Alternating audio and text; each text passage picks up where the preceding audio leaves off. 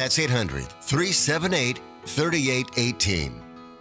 Financial Focus with Leo Leiden. Weekday mornings 8 to 9 on WBNW, 1120 AM and 102.9 FM. The Money Matters Radio Network. My name is Dale Pazinski. I volunteer with United Way to help the homeless in my community learn computer skills and build a basic resume. I don't just wear the shirt, I live it. Give, advocate, volunteer. Live United. Go to liveunited.org. Brought to you by United Way and the Ad Council. You're tuned in to Money Matters Boston, 1120 AM WBNW. This is the Money Matters Radio Network, WBNW 1120 AM and W275CM FM. Concord, Boston, the Money Matters Radio Network. How does your DAV membership benefit you? As a DAV member, in addition to DAV programs and services, members are entitled to a member benefits package, which gives you access to a variety of important programs, products, and services. Also included with your membership is a free subscription to DAV Magazine. For more information, visit davma.org. That's davma.org. Beneficiary planning and asset protection go hand in hand, but leaving everything to your kids can be problematic. Call Cushing & Dolan at 866-848-5699 and get their new guide called How to Leave Assets to Your Beneficiaries. Don't leave your future or your children's future to chance. Call 866-848-5699 or request it online from our website, LegalExchangeShow.com. The proceeding was paid for and the views expressed are solely those of Cushing & Dolan. Cushing & Dolan and or Armstrong Advisory may contact you offering legal or investment services. Cushing & Dolan and Armstrong Advisory do not endorse each other and are not affiliated. We are the Debt Destroyer Network. Any debt you have, credit card, tax, student loan debt, call now for free information that helps you destroy your debt. It's great advice. Plus, when you make this free call now, we have Debt Destroyer experts ready to help. They can show you how to destroy your debt and get your life back on track. Debt problems don't have to be overwhelming. You can live stress-free and debt-free. Credit cards, medical bills, IRS tax problems, even student loan debt. Learn about free programs offered by the credit card companies, hospitals, and even the government that can help slash your debt. Call the Debt Destroyer now for free information. Call now. 800-430-8804. 800-430-8804. 800-430-8804. Again, that's 800-430-8804. Hi, this is Chuck and Mike from the Armstrong Advisory Group, and our guide this month is titled Preparing for an Upcoming Retirement. Mike, what kinds of things do people need to look at to know whether or not they can undertake a successful retirement? Yeah, I mean, first steps first, we talk about your income sources in retirement versus your expenses. And usually the easiest thing today is to look at what are my income sources now, how will they change, and what are my expenses now, and how are they likely to change. On the expense side, oftentimes it's not that big of a change, but I think that's the first starting point before getting into more complicated things such as my investment portfolio, my health insurance situation, or Social Security strategies. Mike, a lot of times people are concerned about whether they have enough to live all the way through retirement, and so they might delay their retirement significantly. But it's also worth pointing out that sometimes the biggest risk is not retiring early enough, and you might miss out on some retirement years that way. Yeah, I mean, look, we all do get worried about longevity, and there are plenty of warnings out there in the media about how Social Security or these other things might not keep pace. But man, it sure is devastating to see the opposite one, where you work your whole career, work your tail off, save all this money, and it can impact your health. It can impact all sorts of things. And to not get to enjoy that full retirement because you choose to work longer than you might have needed to is so much more frustrating. Our guide this month is titled Preparing for an Upcoming Retirement, and there are two ways you can request it. The first is by calling 800-393-4001. The second is by going to ArmstrongAdvisory.com. That phone number again is 800-393-4001, or you can visit ArmstrongAdvisory.com. The proceeding was paid for by Armstrong Advisory Group, a registered investment advisor. Nothing in the ad or in any Armstrong guide is specific financial, legal, or tax advice. Consult your own financial, tax, and estate planning advisors before making any investment decisions. Armstrong may contact you to offer investment advisory services. The U.S. Virgin Islands is St. Croix, St. Thomas, and St. John. Visit one or all three and enjoy the vacation of a lifetime. Each island is special in its own unique way. So whether you want the heritage of St. Croix, the pristine beaches of St. Thomas, or the calm and relaxation of St. John, the U.S. Virgin Islands is one of the top vacation spots to visit in the Caribbean. You can expect perfect temperatures, a wide variety of water sports, world-class cuisine, and a vibrant nightlife. From the moment you arrive, you'll fall naturally in rhythm with the heartbeat of the islands. There's no money to exchange, and travel from New England could not be easier. Make your plans now by going to visitusvi.com. Learn about all 3 islands and plan the ideal vacation for you and your family. America's Caribbean paradise is waiting for you. So head to visitusvi.com for more information and to reserve your trip today. That's visitusvi.com.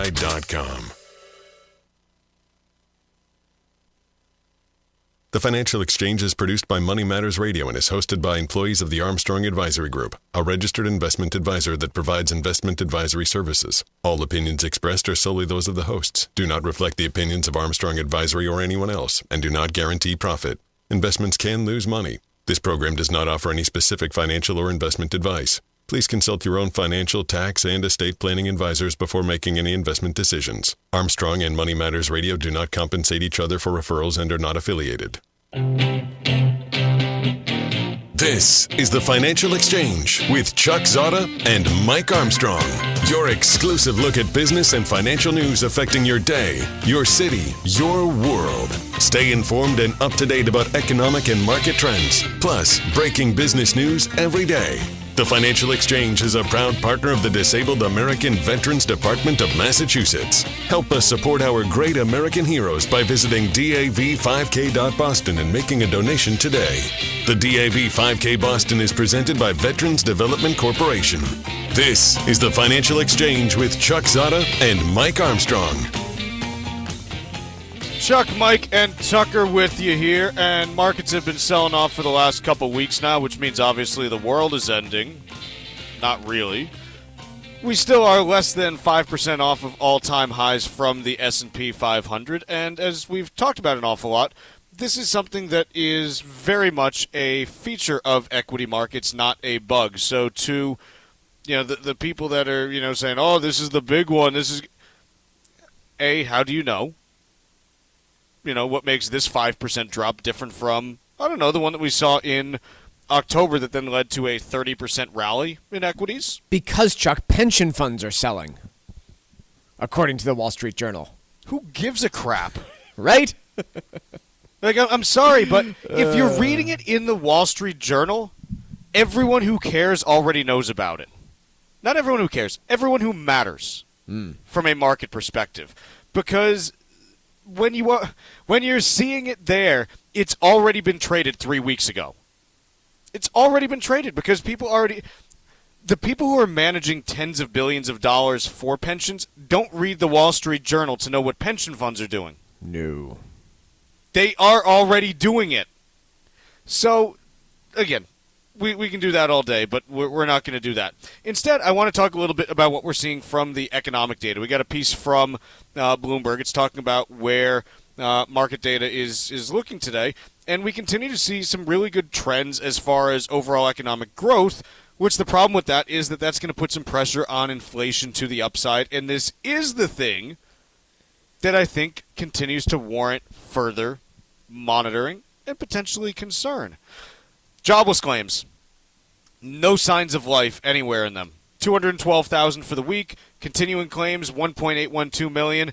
This has been basically a flat line for the last 3 to 4 months. No movement in either direction, which means that the job market remains secularly tight, and we continue to see no real signs of loosening in the job market. Maybe some under the surface in terms of how long it's taking people to get rehired and things along those lines. But overall, continuing to see the job market humming along. And very industry specific, right? I mean, if you're talking about a long time to get hired, oftentimes it's marketing role, advertising, technology. There's some time constraints there, but my gosh, if you're a teacher, a healthcare worker, they're knocking down your door. The Philly Fed Manufacturing Index printed at 15.5 this morning. I did just a little bit of a look at it just to see when the last time we saw a reading like this was. And, in fact, you have to go back to April of 2022, 2 years ago, to find the last time that you saw the Philly Fed Manufacturing Index showing this kind of life. And this isn't to say that this is, the be-all and end-all, because, again, it's a survey-based index. It's a diffusion index, and it's, asking a bunch of companies in the region, hey, what are you seeing? But we've seen a pretty clear bottom since April of last year now, and this index has been on the upswing and in positive territory for the last few months. And this is something that I continue to come back to when we talk about the strength of the U.S. economy and the potential inflation risks.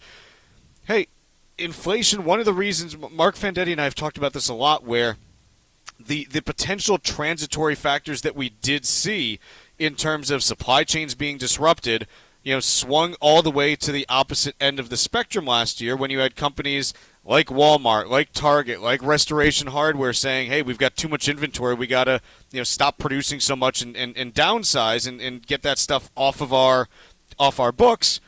Well, you've come full cycle on that again. And so maybe you've got a little bit of pressure starting to come through on things like this because of an uptick in manufacturing activity, which demands more resources, more labor, and that's something that you have to watch. So continued signs, in my opinion, that you have to watch what's going on with inflation, and then maybe, it's not simply going to go away as easily as the Fed may want.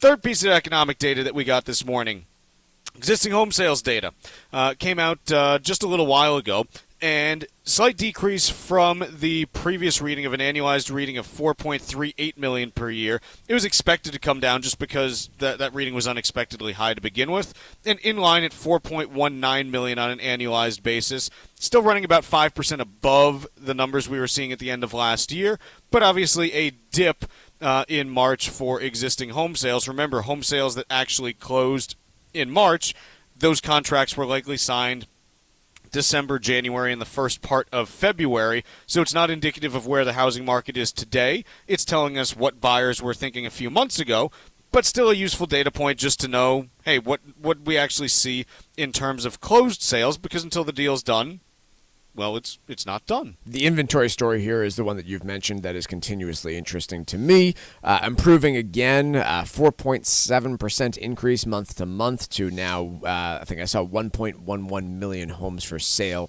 at the end of March. We've talked about this is still well below what most would consider a healthy real estate market, a normal market pre-COVID, but substantial increase from last year, which, again, unless you believe that people are just going to list their home and then say that they're not going to get enough price or a high enough price and then delist it, this is likely to lead to additional transactions down the road. So that's what we've got going on in terms of economic data. Anything else catching your eye, Mike, as we look through it? No, it's just it's a stark turn from the optimism that was flooding markets in January, February, and March, and I think we and others were sitting there questioning, okay, how long before this bad inflation data starts to really sink in to investors? And it has definitely sunk in at this point to investors, to the Federal Reserve, to all out there, and shifted the overall narrative in terms of what happens next. But again, to drive the point home here, we are dealing with bad inflation only because this economy is so strong in terms of pretty much every way that you measure it. Let's talk a little bit about Taiwan Semiconductor. They announced their earnings, and as part of that, they gave some insight as to the mix of chips that they are producing. And CEO C.C. Wei said this morning that he expected, I'll quote here from the Wall Street Journal, a major category of AI-related chips that include the type made by NVIDIA to account for more than a tenth of the company's revenue this year, with the proportion rising to 1/5 within 4 years. Quote, AI demand is very, very strong. We have done our best to ramp up capacity, but it's still not enough. So this giving a little bit different story from what we saw yesterday from ASML, the lithography machine maker that supplies a lot of the machines that actually help to make the chips. They had given, a quarterly earnings report that was a little bit downbeat, and today this coming out from Taiwan Semi saying, yeah, there's still, strong demand that we are seeing from AI chips at this point, and that continues to be something that is driving the market. And obviously they know way more about this market than I do, since they actually make and sell these chips. And so that is something that should be, a nice relief to investors. But as I take a look at what we're seeing in the semiconductor space, still some intermittent sell-off. NVIDIA now has turned positive, but Intel is now currently in negative territory for the day. Texas Instruments down, NXP Semiconductors is down, Qualcomm down, Broadcom down, so still, some concerns there. But that also has been an area that has clearly seen, a pretty substantial run in recent months, and so maybe some consolidation just might be happening in that part of the market as well. Yeah, I think Taiwan Semi off a few percentage points this morning, off about 10% from their all-time highs, which were reached just earlier this month.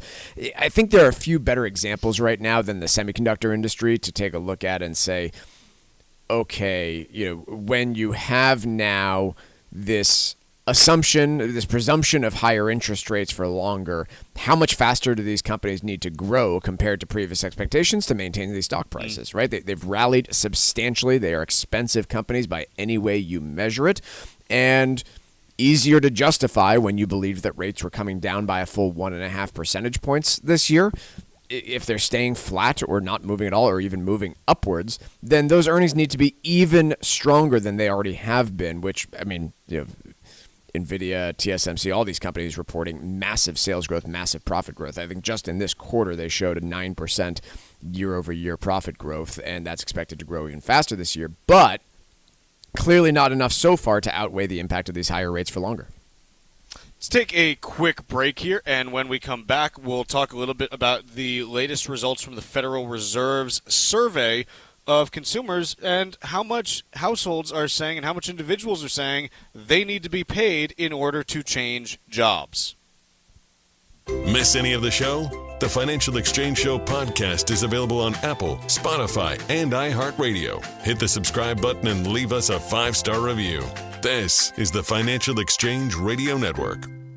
Beneficiary planning and asset protection go hand in hand, and Cushing & Dolan, the experts in elder law and taxation, can help make your planning process smooth and easy. Simply saying you're leaving everything to your kids isn't as simple as it sounds, especially if they have problems of their own. If you're retired or nearing retirement, it's time to consider the best way to keep your assets in your family while avoiding significant financial consequences down the road. Call Cushing & Dolan right now at 866-848-5699 and get their new guide called How to Leave Assets to Your Beneficiaries. You'll learn which paths are the safest when it comes to protecting yourself and your children while avoiding unnecessary risks that can cost you dearly in the long run. That number again is 866-848-5699, or you can request it online from our website, LegalExchangeShow.com. The proceeding was paid for and the views expressed are solely those of Cushing & Dolan. Cushing & Dolan and or Armstrong Advisory may contact you offering legal or investment services. Cushing & Dolan and Armstrong Advisory do not endorse each other and are not affiliated. The U.S. Virgin Islands is St. Croix, St. Thomas, and St. John. Visit one or all three and enjoy the vacation of a lifetime. Each island is special in its own unique way. So whether you want the heritage of St. Croix, the pristine beaches of St. Thomas, or the calm and relaxation of St. John, the U.S. Virgin Islands is one of the top vacation spots to visit in the Caribbean. You can expect perfect temperatures, a wide variety of water sports, world-class cuisine, and a vibrant nightlife. From the moment you arrive, you'll fall naturally in rhythm with the heartbeat of the islands. There's no money to exchange, and travel from New England could not be easier. Make your plans now by going to visitusvi.com. Learn about all three islands and plan the ideal vacation for you and your family. America's Caribbean paradise is waiting for you. So head to visitusvi.com for more information and to reserve your trip today. That's visitusvi.com. Building a solid financial strategy is a core element to enjoying your retirement years. That's why you need advice that you can count on. At the Armstrong Advisory Group, we understand the challenges of positioning your assets to help you maintain your wealth over time. Our goal is to offer advice that is both suitable and in your best interest. When you hire one of us, you hire all of us so you can be comfortable knowing that every advisor in our firm is dedicated to helping you create a realistic plan for your later years. Visit us today at armstrongadvisory.com armstrongadvisory.com and sign up for a free, no-obligation planning session. Click the Get Started button at the top right corner of the homepage, and you can select the day and time that works best for you. Go to armstrongadvisory.com and let us help you secure your financial future. That's armstrongadvisory.com. The proceeding was paid for by Armstrong Advisory Group, a registered investment advisor. Nothing in the ad or in any Armstrong guide is specific financial, legal, or tax advice. Consult your own financial, tax, and estate planning advisors before making any investment decisions. Armstrong may contact you to offer investment advisory services. Environmental nonprofit Ocean River Institute is working with communities to tackle climate change with nature-based solutions that feature slowing water down and building more soil with grasses and plants. Research indicates that people acting in their own neighborhoods can build an inch of soil in a year and slow sea level rise down by as much as 25%. Please visit oceanriver.org for more information on opportunities to make a difference and go the distance for savvy stewardship of a greener and bluer planet Earth. For 40 years, Cancer Support Community has been a relentless ally for anyone impacted by cancer, with free services provided online and in person, with their newest location in Massachusetts. Connect with Cancer Support Community Massachusetts for free emotional support, educational resources, patient navigation, financial counseling, and more. 617-797-3391. CancerSupportMass.org. CancerSupportMass.org.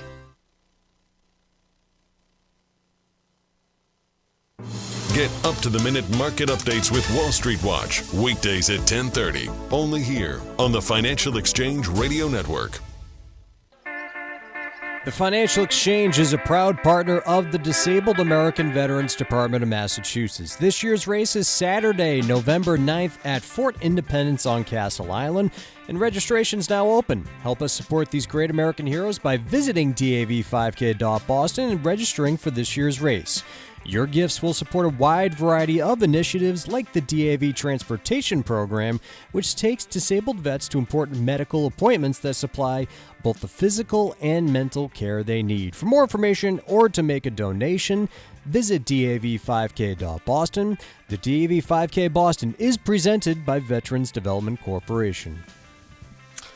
The Federal Reserve Bank of New York, every 4 months, I don't know why it's every 4 months. It's kind of a dumb time period to do anything on. Like, hey, we're going to do this 3 times a year? Well, at least it's divisible by 12. Like, imagine if they were doing it every 5 or 7 months. Just that'd be tremendously useless.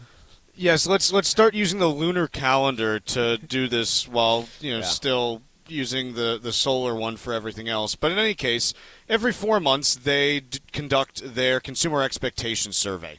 And they go out and they survey a bunch of households and ask them a bunch of different questions about the labor market and their thoughts about what they are seeing there right now.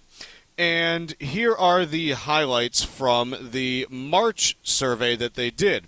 The biggest one that's mentioned in this piece is that the average, what they call the reservation wage, which is the lowest wage that respondents would be willing to accept for a new job, increased to $81,822. That's a new high, and it's up from $73,391 in November of last year. So, again, that's a 10% shift in 4 months. So it's kind of like, okay, what's going on here? The increase was most pronounced for men, respondents age 45 and under, and those with annual household income above $60,000. So here's my takeaway from this.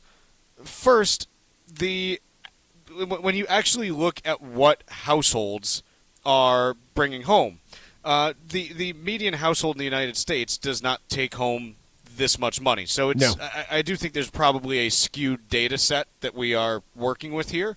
I don't know if that's a result of it being, the Federal Reserve Bank of New York that does this. I don't know if they survey people nationwide or how they do this. But look, this is just what we're seeing. But what I do take from this is that ultimately, if workers are going to follow through on this, this is also the kind of thing that has the potential to drive inflation. And the reason why it has that potential is not because I just want to hate on workers and be like, you should never ask for more. I mean, no, if you've listened to our show for the last 3 years, I've basically been saying, hey, this is like your chance, go get it, because the last 10 years before that was really bad for workers. the reason why this has the potential to drive inflation, let's think of this just in a really simple economic system. Let's say that you are making $75,000 a year, and you receive a bump in pay to $80,000 a year. Is the company that you work for inherently producing 5% more stuff? No, like it may Probably end not. up doing that, but it's probably not. And so if you simply get paid more, but there is not a corresponding increase in the amount of stuff being produced, then you have more money chasing after the same amount of goods. And that's kind of what we saw in 2022 when inflation got really high was, hey, there's all this money out there, but production hasn't ramped up to meet it. Okay, it's not real economic growth. It's just eaten up by inflation. I wonder how much... Go ahead. I'm not saying that will happen here because, again, this is, first of all, it's what people want to be paid, but this is also how inflation potentially gets embedded into the psychology of an economy, because if people are saying, hey, I need bigger wage increases in order for me to take a job, well, that's exactly what economists talk about with inflation expectations becoming embedded and anchored, and that's a real problem. The old wage price spiral, as we have referred to before, and the Federal Reserve has talked about before. Yeah, I mean, look, you don't really know if this will be impactful until you see the backward-looking data in terms of how much wages are growing, but this would indicate that they're about to grow because people aren't willing to shift jobs unless they get paid. I do also wonder how much of this comes from, like, there's two parts that could be motivating this, right? One would be, I really want to get paid more. I'm going to respond to this survey this way. The other would be, I don't want to jump jobs because I am uncertain about being the last person in the door at a new company. So if I'm going to take that risk, I need to get paid a whole lot more. There's a few different ways to read into this survey, and it's probably a combination of both of those things. This survey doesn't look at this factor, but I also find it interesting that we are seeing very few survey results, or at least I'm reading about fewer and fewer survey results recently that are all about how much employers need to offer in terms of work from home benefits and those other things that were the only thing that dominated labor market stories during 2021 and 2022. Those have really gone by the wayside over the last few, I would say 6 to 9 months. I've seen very few pieces of information on that, and I wonder again if that is because that's just the status quo and it's expected for a new job that you're given some remote capability, or if that is dying off and people are just saying, again, pay me. Other things that are interesting, I was looking at the report just to see what else was out there. The November survey showed that of the people that were going out and actually, seeking job offers, the average offer was $79,160, and the dispersion, so kind of the range that you saw, was between $45,000 and $90,000. The most recent survey, the mean offer received was $73,668, and the dispersion was $48,000 to $83,000. So the interesting thing in this data is that households are saying, or individuals are saying, hey, I want more money in order to switch jobs, but the offers that they're getting to switch jobs were actually lower. Now, again, it's one data point. I don't know that you can necessarily take anything from this, especially since if you go back to the last 4 responses prior to this, they showed a pretty consistent increase. So in November of 22, the average offer received was $59,834. In March 23, it was $62,088. In July 23, it was $69,475. And in November, it was $79,160. So this is a one data point pullback in what otherwise has been an increasing series for the last 18 months or so. And so I don't know that you can necessarily glean a ton from that. The piece that is interesting from an inflationary perspective is that over the prior 8 years, from November of 14 until November of 22, this is the change that you saw in the mean job offer. $49,364 in November of 2014 to $59,834. So you saw a $10,000 gain in the average job offer over an 8-year period. And then you saw a $20,000 gain in the average job offer over the next 18 months. Tells you, again, wages can be a cause of inflation, all else being equal. Let's take a quick break here. When we come back, we've got Wall Street Watch.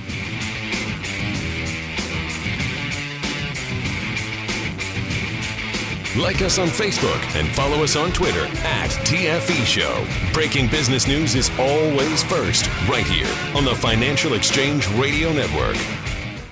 If you're thinking seriously about retirement, now's the time to build a sound plan that will help you enjoy your later years. This is Mike Armstrong from the Armstrong Advisory Group, and if you're one of the millions of Americans at or nearing retirement age, it's important to understand how to develop this plan, and our new monthly guide may help. In it, we discuss strategies to prepare for an upcoming retirement. We'll walk you through the process of putting together a retirement income strategy, exploring your healthcare options, and managing potential financial risks. There's also the crucial issue of maximizing your Social Security benefits. Call our office today at 800-393-4001 and get your copy of this new free guide, Preparing for an Upcoming Retirement. That number again is 800-393-4001, or you can request it from our website, armstrongadvisory.com. The proceeding was paid for by Armstrong Advisory Group, a registered investment advisor. Nothing in the ad or in any Armstrong guide is specific financial, legal, or tax advice. Consult your own financial, tax, and estate planning advisors before making any investment decisions. Armstrong may contact you to offer investment advisory services. The U.S. Virgin Islands is St. Croix, St. Thomas, and St. John. Visit one or all three and enjoy the vacation of a lifetime. Each island is special in its own unique way. So whether you want the heritage of St. Croix, the pristine beaches of St. Thomas, or the calm and relaxation of St. John, the U.S. Virgin Islands is one of the top vacation spots to visit in the Caribbean. You can expect perfect temperatures, a wide variety of water sports, world-class cuisine, and a vibrant nightlife. From the moment you arrive, you'll fall naturally in rhythm with the heartbeat of the islands. There's no money to exchange, and travel from New England could not be easier. Make your plans now by going to visitusvi.com. Learn about all three islands and plan the ideal vacation for you and your family. America's Caribbean paradise is waiting for you. So head to visitusvi.com for more information and to reserve your trip today. That's visitusvi.com. If you served in the Marine Corps, by now you know about the contaminated water problem at Camp Lejeune. If you were stationed or worked at Camp Lejeune from 1953 to 1987, you probably have a lot of questions. We have some answers. You could be entitled to compensation. Billions of dollars are being allocated to pay for damages to anyone stationed at Camp Lejeune during that time.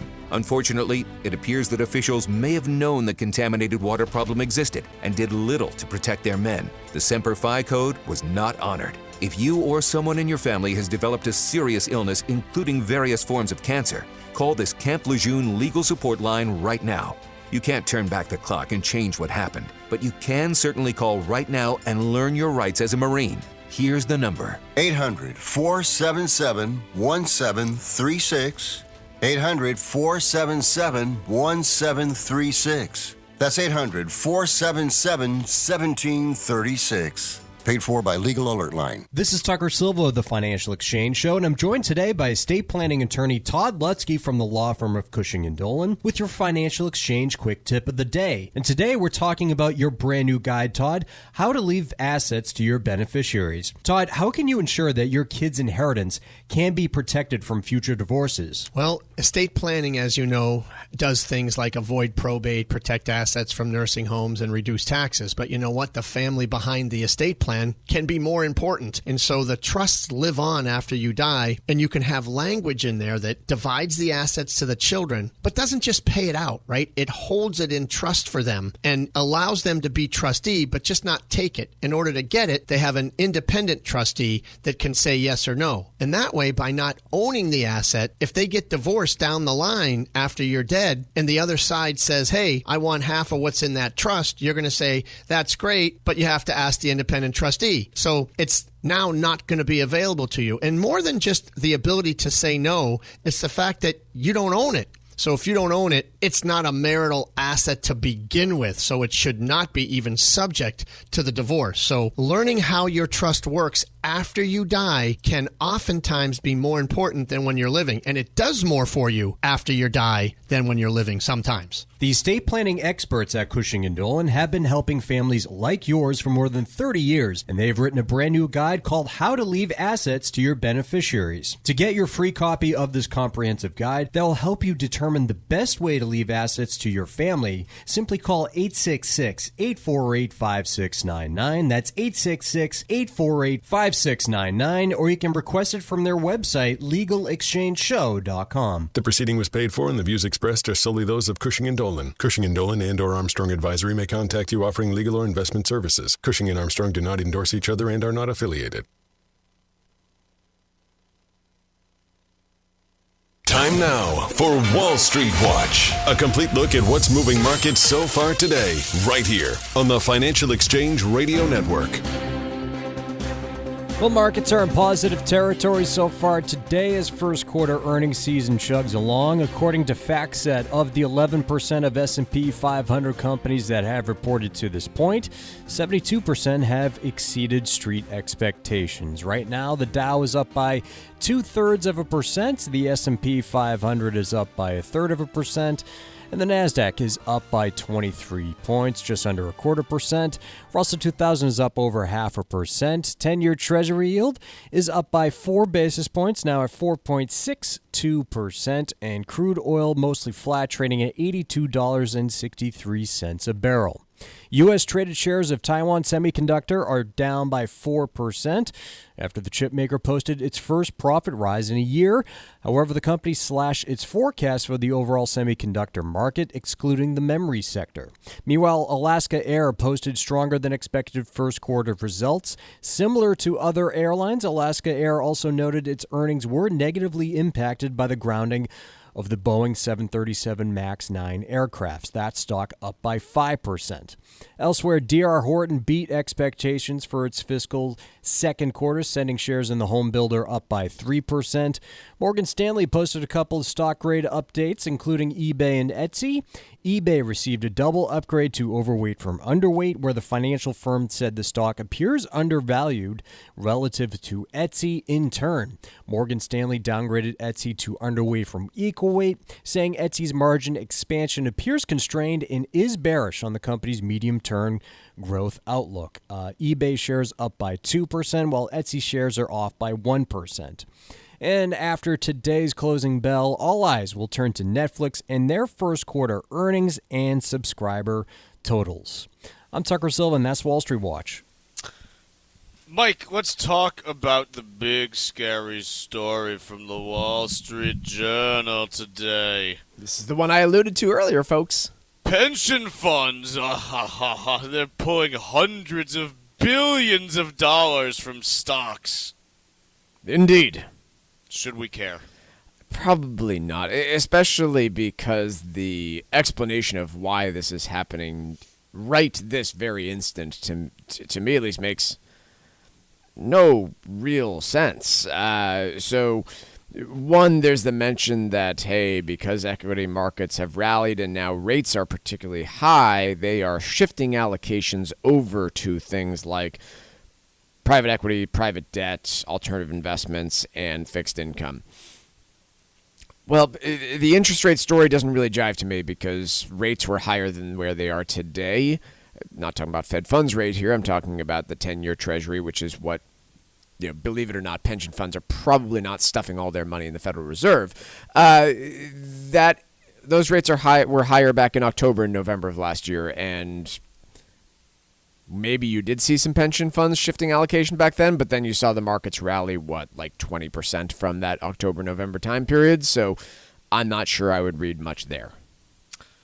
This is also the kind of thing where, in the long run, it's neither accretive nor, drawing down on equities because, look, if we're talking about things like rebalancing, okay, if stocks go and have a bad quarter, then the money's going to come back the quarter after that. And so it's something where if you're a day trader, if you're a short-term swing trader, these things matter because you're concerned with day-to-day flows. But if you're someone who is an investor and you're not trying to trade day-to-day patterns because you have no edge there and it's not your game and it's not what you do or what you should be doing, like 99.9% of investors, then these things don't matter to you, okay?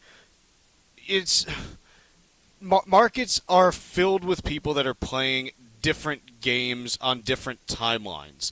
And the single best piece of advice that I have for anyone out there, not just in the investing world, but basically doing anything, is find what game you're trying to play and play that game. Because I do feel like most disagreements about investments boil down to two things. The first is the time frame. Someone says, oh, I'm bullish this, and someone says, I'm bearish this. And then it turns out that the bullish guy's talking about the next day and the bearish guy's talking about the next year. Or decade. And it's like, okay, 20. you're not looking at the same time frame. And the other piece is people playing completely different games, which is, some people say, hey, yeah, I'm owning this because I'm a buy and hold investor, and someone says I'm owning this because I see a short-term dislocation in the market and I want to take advantage of it. Understand what game you are playing and just disregard all of the other noise when it comes to what's going on in markets, because most other participants are probably not playing the same exact game that you are playing, and that's fine. Like, this is what makes markets work, actually, is the fact that different people operate on different timelines with different reasons for doing things. That's what you want. That's called a free and competitive market. But you also have to take some, initiative to say, hey, this is what I'm doing, and this doesn't matter to me because it's not going to impact me on the timeline that I'm looking for.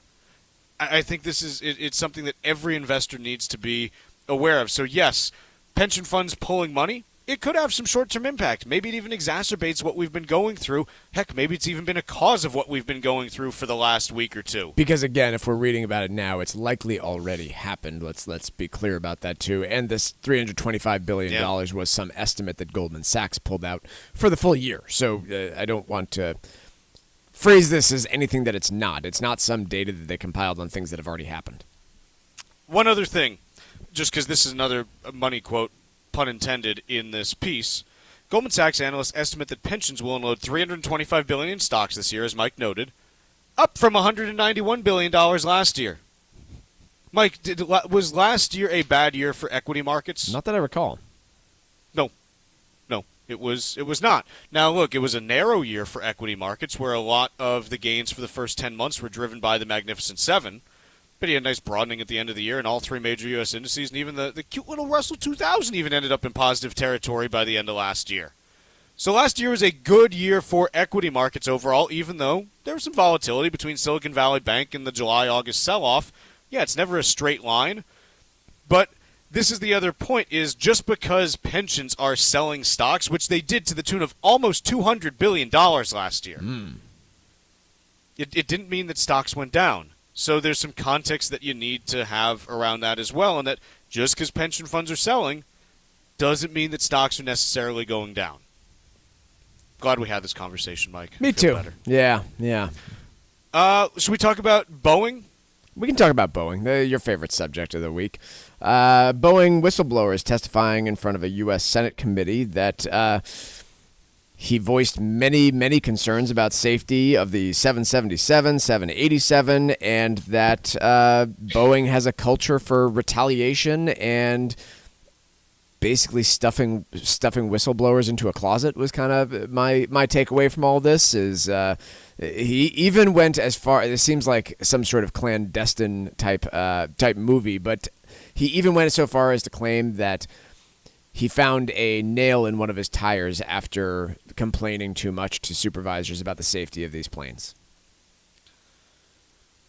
Yeah, I don't know what to do about that, because I've found nails in my tires on more than one occasion, and it had nothing to do with me whistleblowing my employer. So I'm not sure I'm going to read too much into that, but I will read a lot into the fact that this individual felt as though he was being ignored while bringing up safety concerns about planes that Boeing was manufacturing.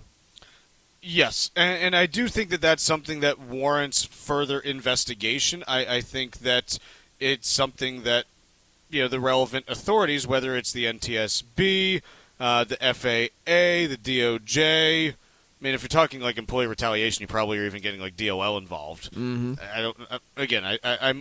I'm more concerned with the quality of the airplanes at this point. Not to diminish, kind of what he may have gone through, but ultimately his whole warning was, look, the quality of these airplanes might not be up to snuff. And so I think that this is something that warrants further investigation. I would be surprised if there is not a further investigation from the relevant authorities, because Boeing's had some problems the last few years, and it's something that continues to point to, if proven to be accurate, really even the need for larger changes than have already been announced in Boeing's leadership. I mean, this is the kind of thing where if it is true, the entire board needs to go. The entire board. The entire C-suite. Yeah, and that's where you're getting to if this is true. And you need to be able to create a culture there where this type of employee has a direct line to whatever the safety division is, because, again, if these allegations are found to be even reasonably true, which, again, it's 2024, if these allegations are reasonably true, there's going to be evidence of it at Boeing. There's going to be email evidence. There's going to be phone call evidence.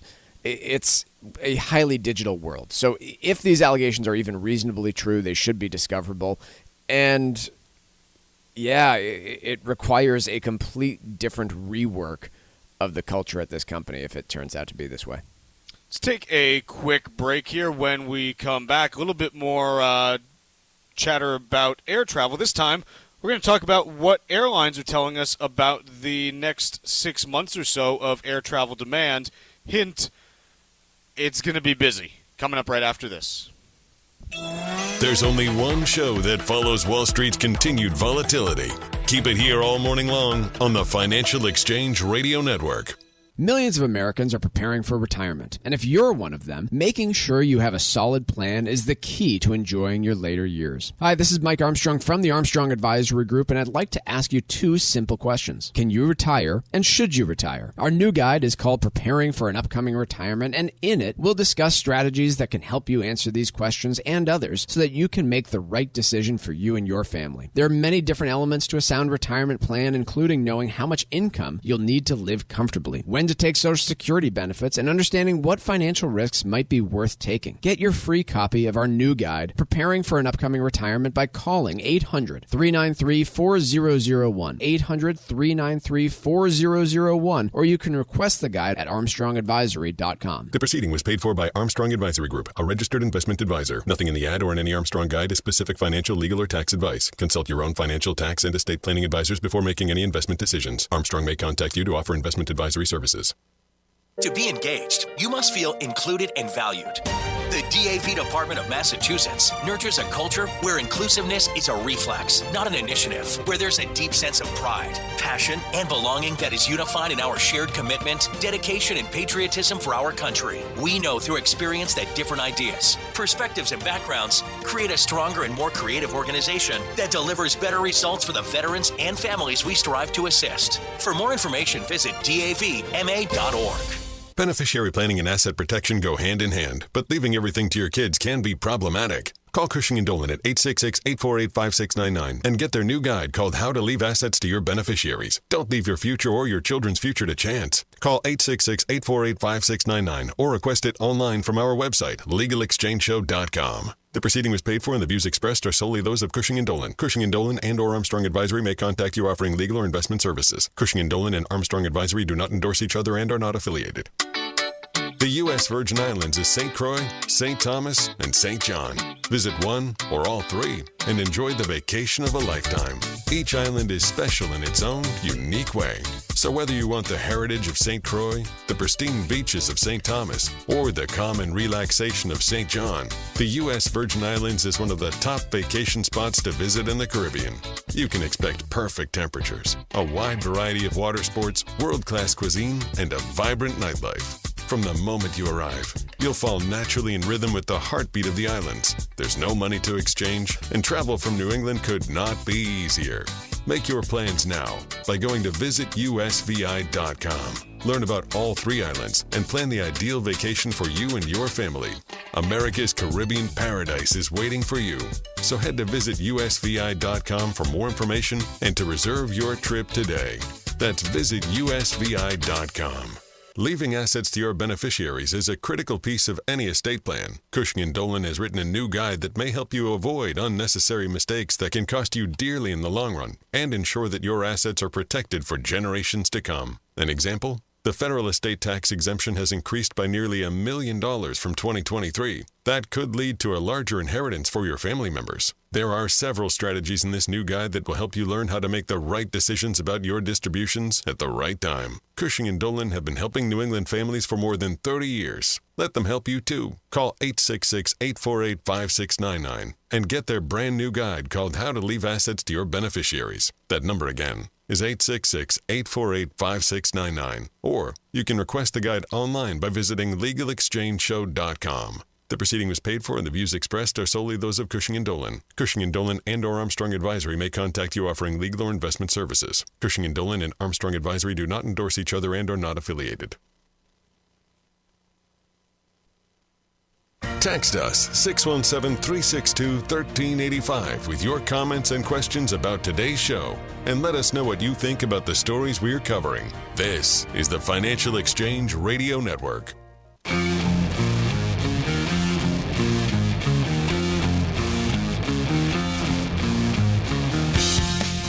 This segment of the Financial Exchange is brought to you in part by the U.S. Virgin Islands Department of Tourism. Visit the U.S. Virgin Islands and enjoy your next incredible vacation.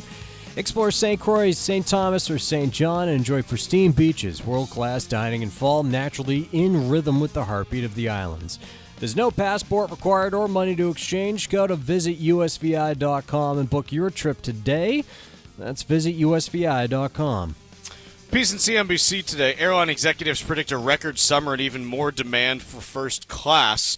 This comes even as you have Boeing plane deliveries, obviously making it challenging for airlines to fill their full schedule of flights that they want to because they're not getting all the new planes that they need. And, hey, when a plane gets to a certain point, you have to retire it because you're not going to do another massive, overhaul of it in order to try to keep it running for another 15 years. Planes basically go through a couple sets of those during their typical 30-year lifespan. But this also dovetails nicely. There's a chart I found yesterday.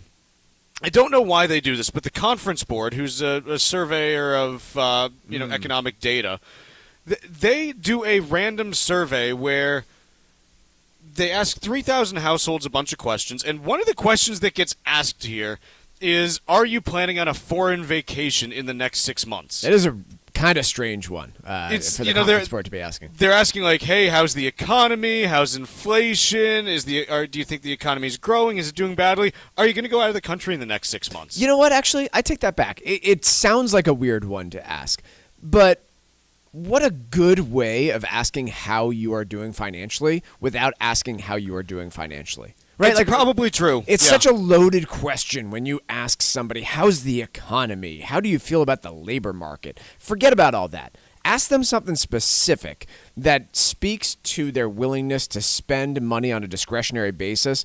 What's more discretionary than, are you planning to travel overseas over the next? Like, anything else that I can think of could be, like, are you planning to buy a new car? Well, that's not necessarily discretionary spending if your car broke down and you need it for work. This is, you have no need to travel overseas. It's true. Unless your employer is demanding it of you or you want to go on a vacation. And this specifically, they're asking about a vacation. Yeah. So they've been asking this question since the late 1980s. And during that time, up through 2019, the series ran the gamut between 7.2% was the low of it in September of 2010. Obviously, no one had any money because unemployment was high and the economy was the worst I've ever seen in my lifetime, up to a pre-pandemic peak of 14.4% in January of 2018. For most of the series, it was between 9 and 12% of people said that they were going to be taking a vacation to a foreign country in the next 6 months. The most recent survey data from April of 2024 shows that 21.1% of Americans stated in this survey that they are going to go overseas in the next 6 months for vacation, which is freaking crazy. I mean, that's one in five Americans. Yeah, that's. I'm trying to even reconcile that. That's 65 million Americans. What percentage of Americans even have passports? Right? Like, this must be all of them. I mean, Mike. There are lots of Americans who haven't even traveled outside their state. I think we forget sometimes just Only how many. 42% of Americans have passports, according to data from 2021. And this is saying that half of them are going to go on a foreign vacation, are planning a foreign vacation in the next 6 months. Half of passport holders. That's wild. And this gets at a few different things. The first is, hey, airline execs aren't just making this up. Americans are saying, yeah, we're going to travel. B, with this being such a discretionary item, Fed's got to hike. Policy's too loose. This is our new Taylor Swift index. This is the new Taylor Swift index. Too many Americans are planning vacations to foreign countries right now. If you haven't been listening to our show for the last year we were talking about how inflation is too ingrained, and you could tell it from the ludicrous price that people were willing to pay for Taylor Swift tickets, which, by the way, another great benchmark for discretionary spending would be Taylor Swift tickets. This can be the new one. Yeah, and if you have 1 in 5 Americans planning an overseas trip, that tells you something about their confidence about the economy right now. The other piece that I will say that's interesting about this, just in terms of one counterpoint to this, I wonder how much this is demographically impacted. And what I mean by that is baby boomers are still the largest, not the largest, but one of the largest generations. I believe millennials now have more people on a raw basis. But as baby boomers retire, they have the time and wealth in many cases to be able to travel overseas now. So I wonder how much of this is simply that, the second largest generation is rapidly entering retirement and may simply be deciding to do the overseas travel that they have not been able to do for the past several decades. I wonder if there's a higher baseline now because you are seeing a population with a larger percentage of retirees. And specifically the last few years. I mean, I personally canceled an overseas trip in 2021 that I'd love to rebook at some point. I'm sure there's a lot of that over the last few years. So that's a fair point, too, is how much of this will revert back after a few years of getting that COVID lack of travel out of our systems, because I think still there's people who 2020, 21, and even 2022, there were parts of the world that were difficult to travel to because of COVID. So this is something that I just found to be, quite fascinating. Like, oh, look at all of the Americans saying they're going overseas in the next 6 months. I will say it's also gotten a lot easier to do so than 30 years ago. It's you think about sure. Just how the world has changed over that time period, and it's become easier to actually conduct this travel and find it and book it yourself as opposed to needing a travel agent to do it all. Let's take a quick break here. Second hour coming up in a bit.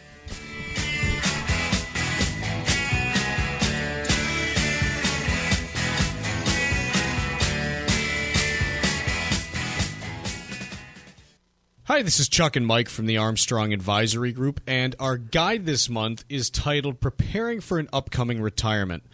Mike, what are some of the things that can derail a retirement that otherwise would be going fine? I mean, there's all sorts of items. Certainly, a pension going bust or Social Security getting reduced, people worry about. Certainly, we all worry about market volatility and the risks there, or inflation. But one of the ones that I think people almost intentionally avoid is the risk of increased healthcare costs. I think we're familiar with Medicare costs and things along those lines. But the portion of Americans who will face some sort of heavy end-of-life care and the costs associated with it, it's a big chunk of Americans, and gosh, it's such a taboo issue that we hate talking about and being transparent about. And so you really have to tackle that one and be straightforward with the potential risk. It seems to me that just doing some stress testing with some actual numbers can make a big difference in determining whether or not that can cause a problem for you. Yeah, most certainly. But the costs of things like nursing homes or assisted living facilities are so frightening to people and almost unfathomable in terms of total cost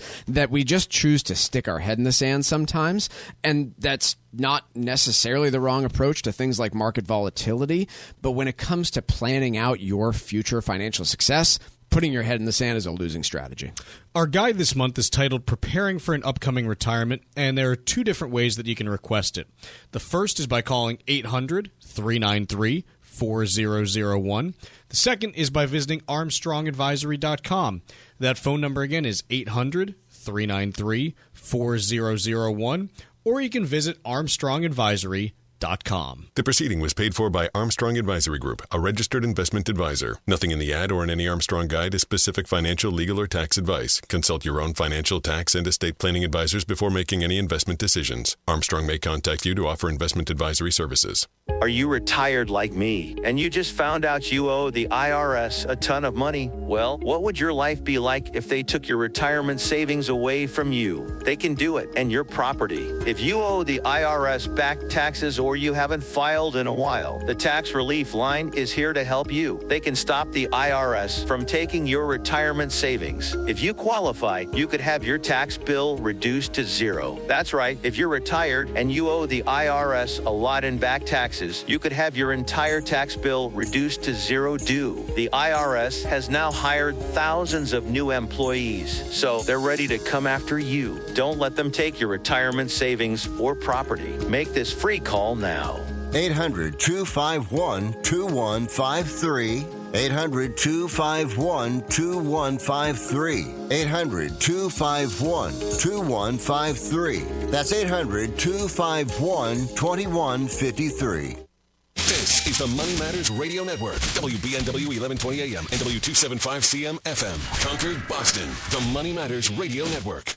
Do you use the expensive blue or yellow pills to charge your sex life? Are you thinking about it? What if we can promise you the same results for less than $3 a pill? If you're paying $20 a pill for the other pills, you're getting taken to the cleaners. Our pills deliver the exact same results for less than $3. You'll save more than $16 a pill for the same results. And right now, radio callers will get 44 blue or yellow pills for $120 with free discreet shipping. You can save more than $700 off pharmacy prices. Charge your sex life now and save a ton of money. Call now and get your 44 pills and save over $700 and qualify for free shipping. Stop overpaying and call right now. Paid for by Steel Man Pills. 800-475-8547. 800-475-8547. 800-475-8547. That's 800-475-8547.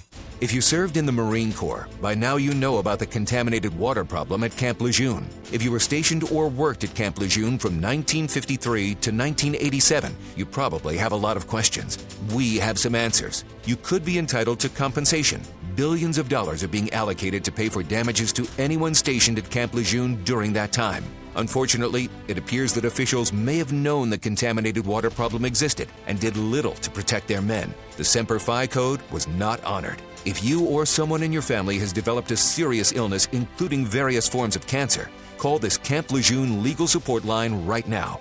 You can't turn back the clock and change what happened, but you can certainly call right now and learn your rights as a Marine. Here's the number. 800-477-1736.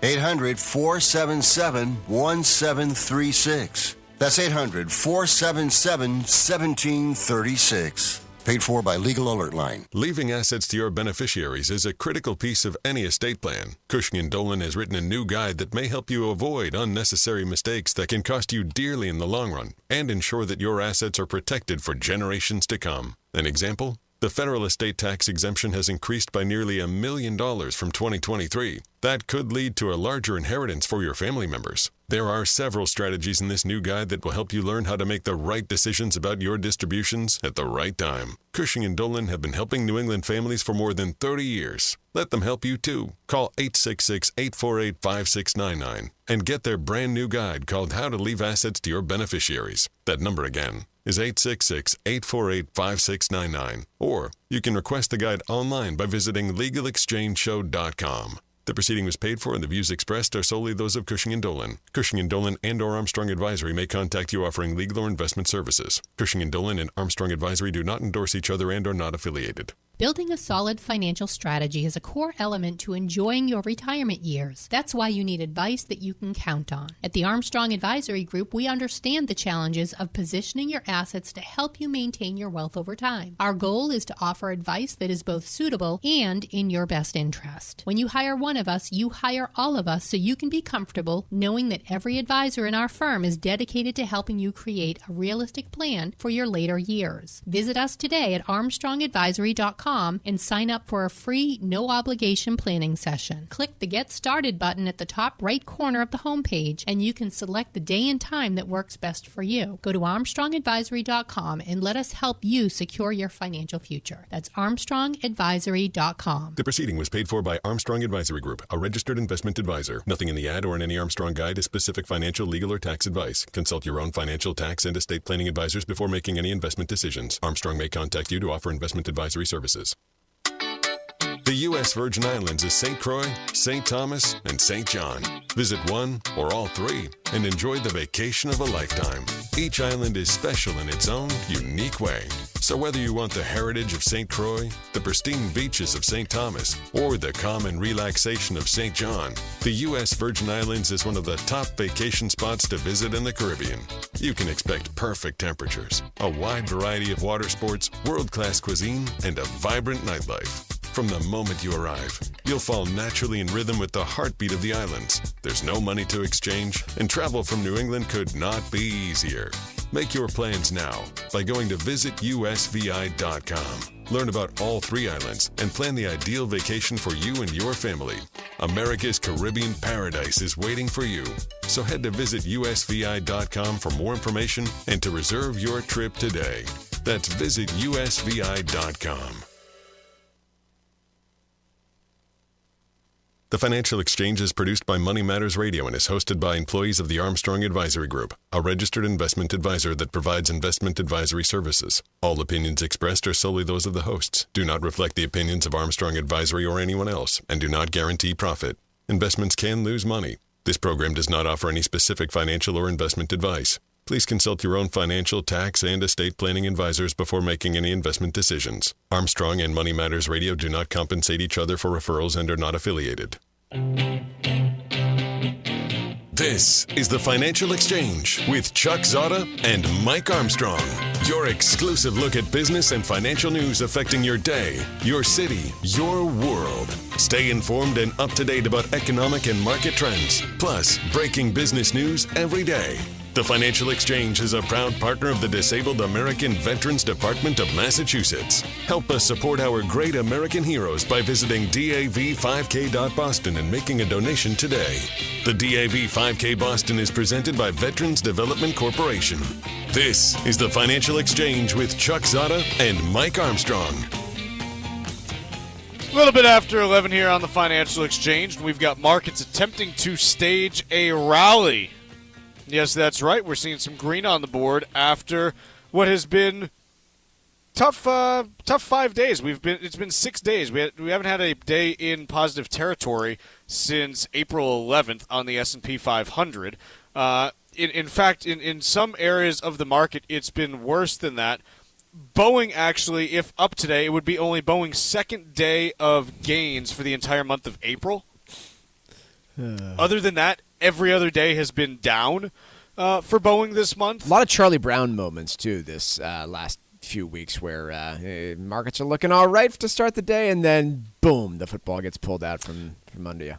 It's been price action that's really reminiscent to me of September 2021, which was a really similar setup, not in terms of the overall economic situation. It was very different back then, but it was just a couple weeks in a row of it just felt worse than it was because the market would open up 0.5% or 0.2%, and by the end of the day close down 0.5%. And so you just felt like you were getting whacked like 1 to 1.5% each day. And then you'd look up and you're like, oh, markets are down like 5 or 6%. It wasn't actually that bad. This is kind of similar where it's like, hey, you've got these markets that keep opening up in positive territory. And it's like, oh, this is awful. And then you actually look at the scoreboard and you go, well, the S&P 500 is down 4% from its high. It's not that bad. Nope. Obviously, look, if you're trading, intraday and with leverage and things like that, it can be much worse than that. But I'm guessing most of our listeners aren't doing that because most people aren't doing that. Speaking of things that most people aren't doing,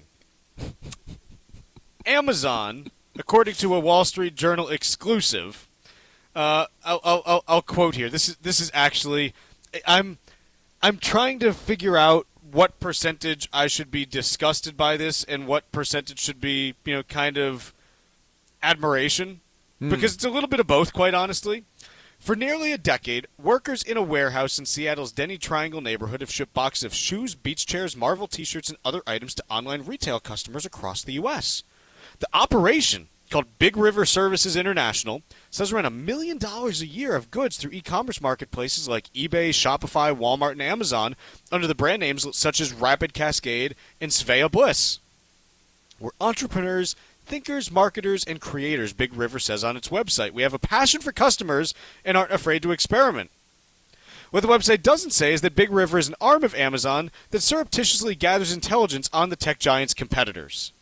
So these are all Amazon employees who, under direction of Amazon corporate, started this separate company, and the entirety for its existence is to gather data on its competition. And there are apparently troves of documents from corporate attorneys at Amazon. This is codenamed Project Curiosity, by the way. Why do they have to always have code names? I don't know.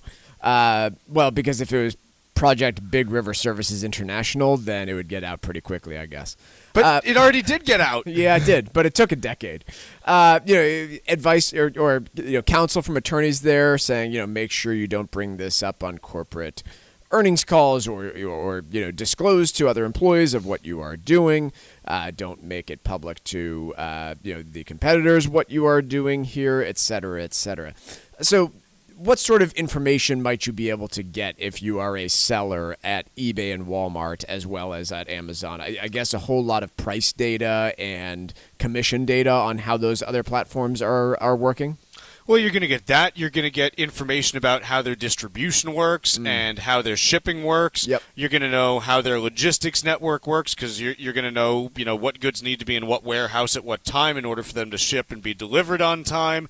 You're going to get information about how you're able to negotiate with them and what things they're willing to negotiate on and what they aren't. Probably information also just on the shipping aspect of it. Hey, who handles this shipping and, what's the cost of that shipping? You'll be able to get that kind of information too. You'll be able to understand how their discounting program may work. Hey, what kinds of discounts can we pass through? Who, does the seller take the discount or does Walmart eat it? Are there ways to shift that? There's all kinds of different information that you can get. Most certainly. And apparently the focus on this was on Walmart just because it's the biggest retailer in the country, and so obviously they're more of a concern for Amazon than anyone else. But it's something where they were just trying to gather as much data as possible on how the operations of these other companies worked. And they did all kinds of things to try to keep it hidden. They would they had full Big River email addresses as well as Amazon ones, and they took pains to make sure they were using the right communications through the right ones. They always presented themselves externally as Big River employees and things like that. And they spent a lot of time and effort on trying to make it seem like they weren't in any way affiliated with Amazon. So I have a few questions about all of this that I genuinely don't know the answer to. One, I would assume that this is probably a violation of Walmart, eBay's, and all these competitor companies' terms of service, right? Yes. I mean, probably you are not supposed to do this type of thing, and I would imagine it's explained in the contract that you sign with these companies when you sign up. So, yeah, potentially violation of that, but does Amazon really care? Probably not, because worst case scenario, they kick them off the platform. In terms of legality, I don't know that they've actually broken any laws here.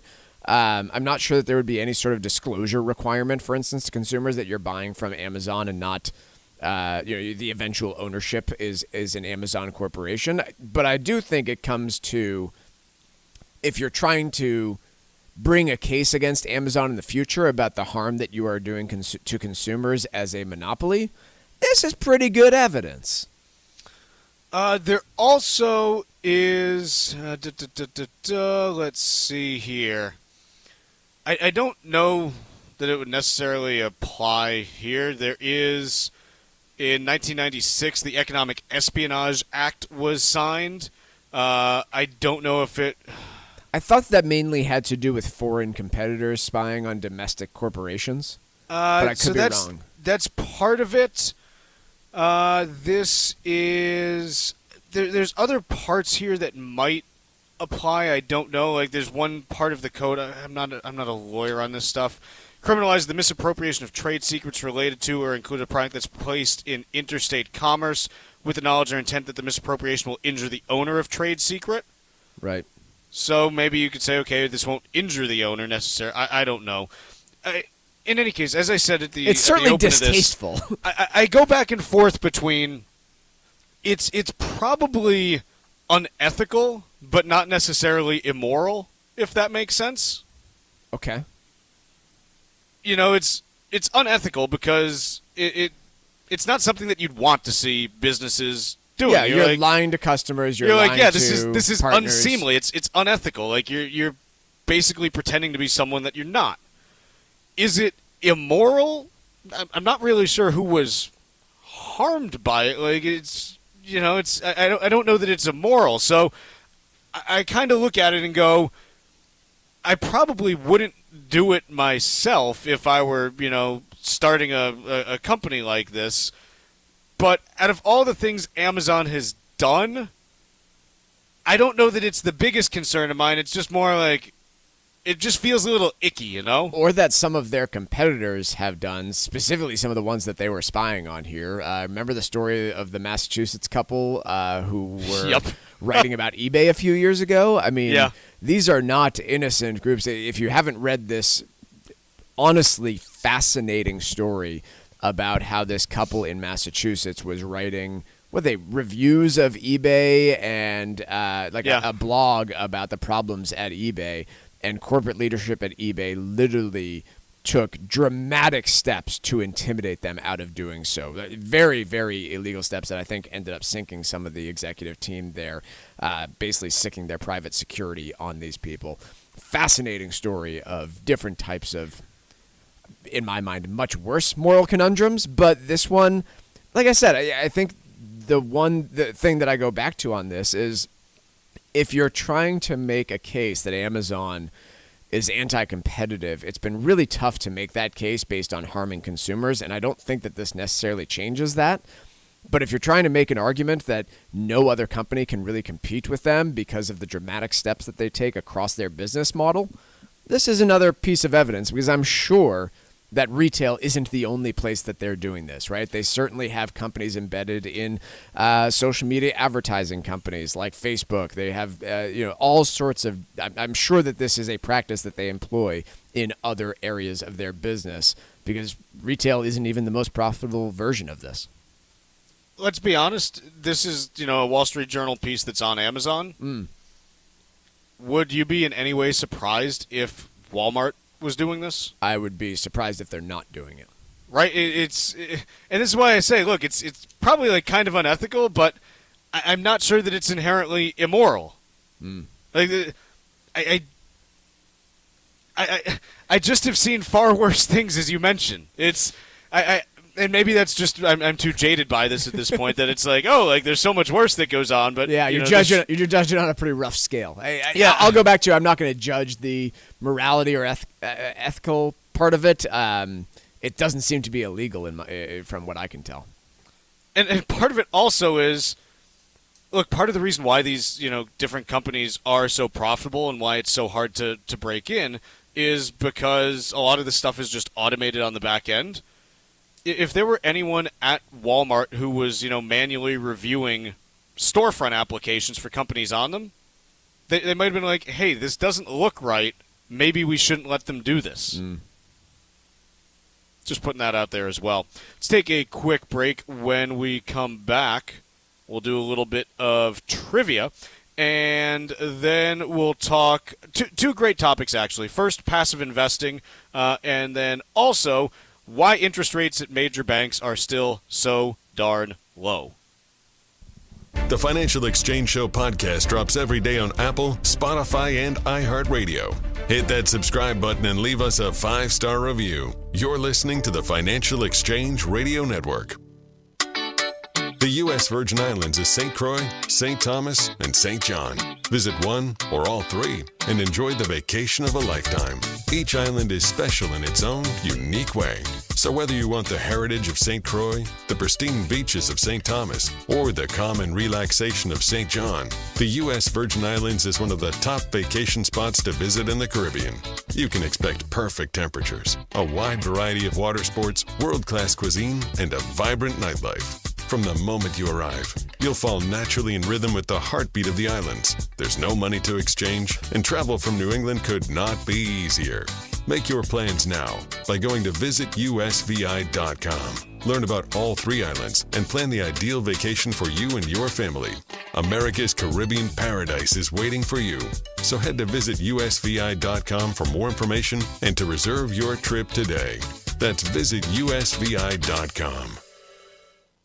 Beneficiary planning and asset protection go hand in hand, and Cushing & Dolan, the experts in elder law and taxation, can help make your planning process smooth and easy. Simply saying you're leaving everything to your kids isn't as simple as it sounds, especially if they have problems of their own. If you're retired or nearing retirement, it's time to consider the best way to keep your assets in your family while avoiding significant financial consequences down the road. Call Cushing & Dolan right now at 866-848-5699 and get their new guide called How to Leave Assets to Your Beneficiaries. You'll learn which paths are the safest when it comes to protecting yourself and your children while avoiding unnecessary risks that can cost you dearly in the long run. That number again is 866-848-5699, or you can request it online from our website, legalexchangeshow.com. The proceeding was paid for and the views expressed are solely those of Cushing & Dolan. Cushing & Dolan and or Armstrong Advisory may contact you offering legal or investment services. Cushing & Dolan and Armstrong Advisory do not endorse each other and are not affiliated. This is Tucker Silva of the Financial Exchange Show, and I'm joined today by estate planning attorney Todd Lutzke from the law firm of Cushing & Dolan with your Financial Exchange quick tip of the day. And today we're talking about your brand new guide, Todd, How to Leave Assets to Your Beneficiaries. Todd, why can't you just add your kids to your accounts or to your house deed? Well, you can. It's just not a good idea. So people who do that understand with an account, right? You can put a joint name on the account. Now, that doesn't actually complete the gift because you actually have to take the money out and then the gift is complete. But when you set it up, yeah, the asset would avoid probate. But if something happens to the child, it's going to be, available. Half the asset would be subject to the children's creditor. So you don't want that. And secondly, if you only put one kid on the deed, you've likely disinherited the other kids. So it's not really good planning overall. Whereas if you put the house in the kid's name, now you've actually made a completed gift of half the house and would need to file a gift tax return. Number one. Number two, of course, it's exposed to the child's creditors and, yes, divorces. You could find yourself at some point owning half your house with an ex-in-law. Not sure that's a good way to plan. So please, put together trusts. Don't just throw names on deeds or on bank accounts because, as I always like to say, nothing good comes from giving assets away while you're living. The estate planning experts at Cushing & Dolan have been helping families like yours for more than 30 years, and they've written a brand new guide called How to Leave Assets to Your Beneficiaries. To get your free copy of this comprehensive guide that will help you determine the best way to leave assets to your family, simply call 866-848-5699. That's 866-848-5699, or you can request it from their website, legalexchangeshow.com. The proceeding was paid for and the views expressed are solely those of Cushing & Dolan. Cushing & Dolan and or Armstrong Advisory may contact you offering legal or investment services. Cushing and Armstrong do not endorse each other and are not affiliated. Miss any of the show? Catch up at your convenience by visiting financialexchangeshow.com and clicking the on-demand icon where you'll find all of our interviews and full shows. This is your home for the latest business and financial news in New England and around the country. This is the Financial Exchange Radio Network.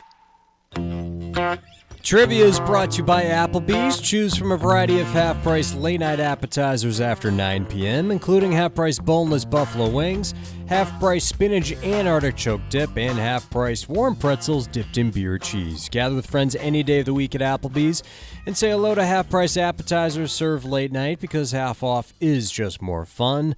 No, that's eating good in the neighborhood, void where prohibited, dine in only. Well, today is Conan O'Brien's 61st birthday. The Brookline native has had a fascinating career in comedy. O'Brien was a writer for SNL from 88 to 91, wrote for The Simpsons from 91 to 2003, was host of Late Night from 93 to 09, and hosted The Tonight Show from 2009 to 2010.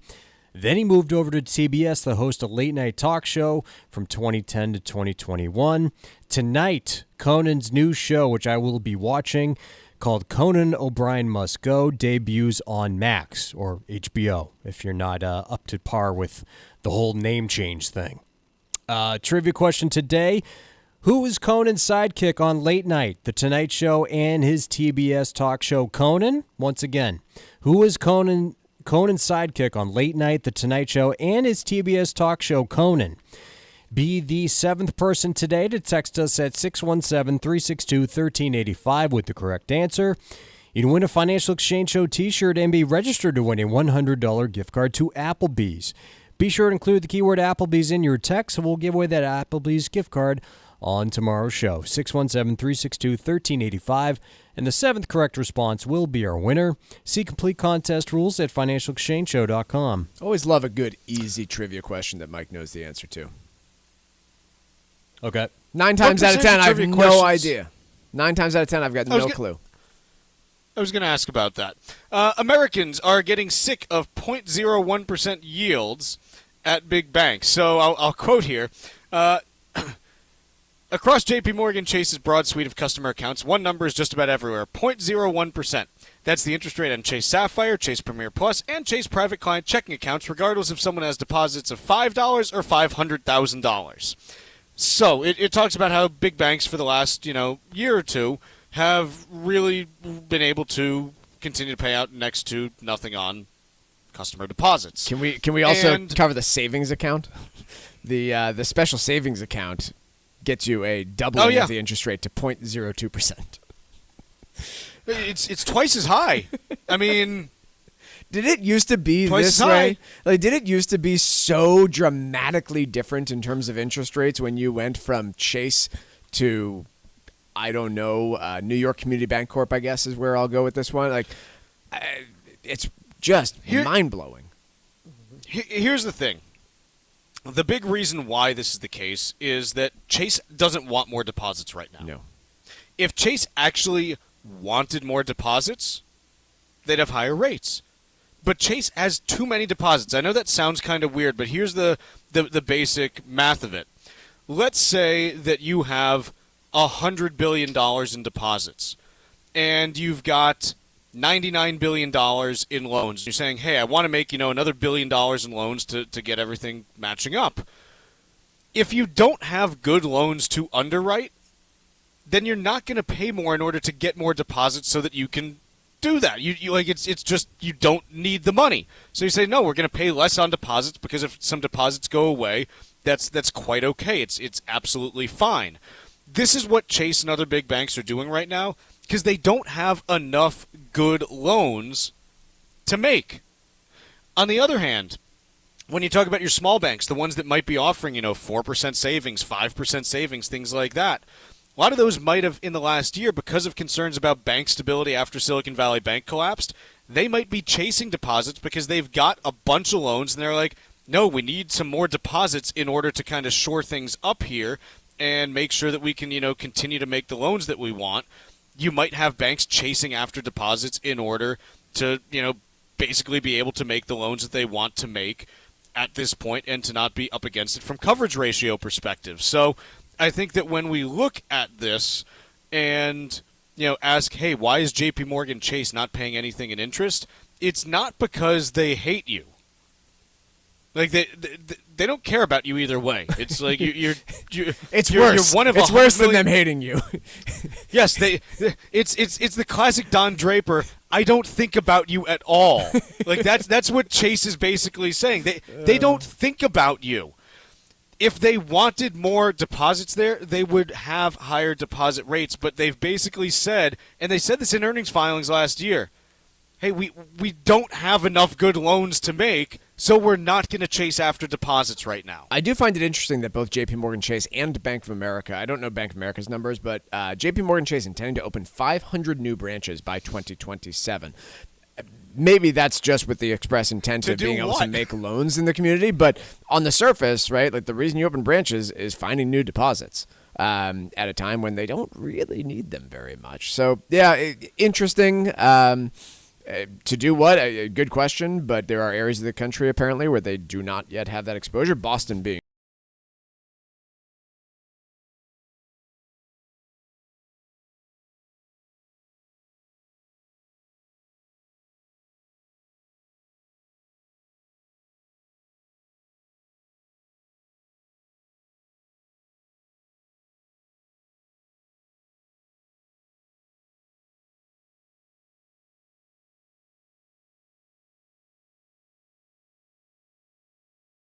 We are the Debt Destroyer Network. Any debt you have, credit card, tax, student loan debt, call now for free information that helps you destroy your debt. It's great advice. Plus, when you make this free call now, we have Debt Destroyer experts ready to help. They can show you how to destroy your debt and get your life back on track. Debt problems don't have to be overwhelming. You can live stress-free and debt-free. Credit cards, medical bills, IRS tax problems, even student loan debt. Learn about free programs offered by the credit card companies, hospitals, and even the government that can help slash your debt. Call the Debt Destroyer now for free information. Call now. 800-430-8804. 800-430-8804. 800-430-8804. Again, that's 800-430-8804. To be engaged, you must feel included and valued. The DAV Department of Massachusetts nurtures a culture where inclusiveness is a reflex, not an initiative, where there's a deep sense of pride, passion, and belonging that is unified in our shared commitment, dedication, and patriotism for our country. We know through experience that different ideas, perspectives, and backgrounds create a stronger and more creative organization that delivers better results for the veterans and families we strive to assist. For more information, visit davma.org. Beneficiary planning and asset protection go hand in hand, but leaving everything to your kids can be problematic. Call Cushing & Dolan at 866-848-5699 and get their new guide called How to Leave Assets to Your Beneficiaries. Don't leave your future or your children's future to chance. Call 866-848-5699 or request it online from our website, LegalExchangeShow.com. The proceeding was paid for and the views expressed are solely those of Cushing & Dolan. Cushing & Dolan and or Armstrong Advisory may contact you offering legal or investment services. Cushing & Dolan and Armstrong Advisory do not endorse each other and are not affiliated. The U.S. Virgin Islands is St. Croix, St. Thomas, and St. John. Visit one or all three and enjoy the vacation of a lifetime. Each island is special in its own unique way. So whether you want the heritage of St. Croix, the pristine beaches of St. Thomas, or the calm and relaxation of St. John, the U.S. Virgin Islands is one of the top vacation spots to visit in the Caribbean. You can expect perfect temperatures, a wide variety of water sports, world-class cuisine, and a vibrant nightlife. From the moment you arrive, you'll fall naturally in rhythm with the heartbeat of the islands. There's no money to exchange, and travel from New England could not be easier. Make your plans now by going to visitusvi.com. Learn about all three islands and plan the ideal vacation for you and your family. America's Caribbean paradise is waiting for you. So head to visitusvi.com for more information and to reserve your trip today. That's visitusvi.com. Hi, this is Chuck and Mike from the Armstrong Advisory Group, and our guide this month is titled Preparing for an Upcoming Retirement. Mike, what kinds of things do people need to look at to know whether or not they can undertake a successful retirement? Yeah, I mean, first steps first, we talk about your income sources in retirement versus your expenses. And usually the easiest thing today is to look at what are my income sources now, how will they change, and what are my expenses now, and how are they likely to change. On the expense side, oftentimes it's not that big of a change, but I think that's the first starting point before getting into more complicated things such as my investment portfolio, my health insurance situation, or Social Security strategies. Mike, a lot of times people are concerned about whether they have enough to live all the way through retirement, and so they might delay their retirement significantly. But it's also worth pointing out that sometimes the biggest risk is not retiring early enough, and you might miss out on some retirement years that way. Yeah, I mean, look, we all do get worried about longevity, and there are plenty of warnings out there in the media about how Social Security or these other things might not keep pace. But man, it sure is devastating to see the opposite one, where you work your whole career, work your tail off, save all this money, and it can impact your health. It can impact all sorts of things. And to not get to enjoy that full retirement because you choose to work longer than you might have needed to is so much more frustrating. Our guide this month is titled Preparing for an Upcoming Retirement, and there are two ways you can request it. The first is by calling 800-393-4001. The second is by going to ArmstrongAdvisory.com. That phone number again is 800-393-4001, or you can visit ArmstrongAdvisory.com. The proceeding was paid for by Armstrong Advisory Group, a registered investment advisor. Nothing in the ad or in any Armstrong guide is specific financial, legal, or tax advice. Consult your own financial, tax, and estate planning advisors before making any investment decisions. Armstrong may contact you to offer investment advisory services. The Financial Exchange is now available on your Alexa smart speaker. Ask to play the Financial Exchange and catch up on anything you might have missed. This is the Financial Exchange Radio Network. Trivia question today was, who was Conan O'Brien's sidekick on all three of his shows? That would be Andy Richter.